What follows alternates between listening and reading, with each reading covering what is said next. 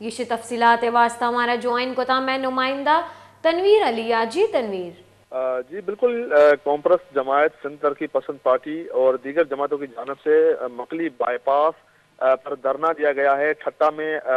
مسلسل بدامنی، چوری ڈکیتی اور منشیات فروشی کے خلاف کانفرنس رہنماؤں نے جلال شاہ، نذیر جعفر اور دیگر کی قیادت میں مکلی بائی پاس پر دھرنا دے کر ٹھٹا پولیس کے خلاف شدید نعرے بازی کی گئی، جبکہ ڈرنے کے باعث ٹھٹا، سجاول اور بدین کی طرف آنے جانے والی ٹریفک جو ہے وہ مسلسل 2 گھنٹوں سے معطل رہی، جس کے بعد ایس ایس پی ٹھٹا آفتاب احمد نظامانی مظاہرین کے پاس پہنچ کر مذاکرات کے بعد جو ہے دھرنا ختم کر دیا گیا ہے. ایس ایس پی ٹھٹا نے یہ بھی خاطری کروائی ہے کہ کچھ جو ہے 1-2 دن کے اندر جو ہے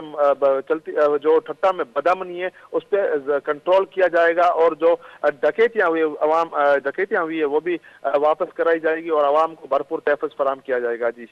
بہت بہت شکریہ تنویر علیہ میں تفصیلات سے آگاہ کرنے کے لیے.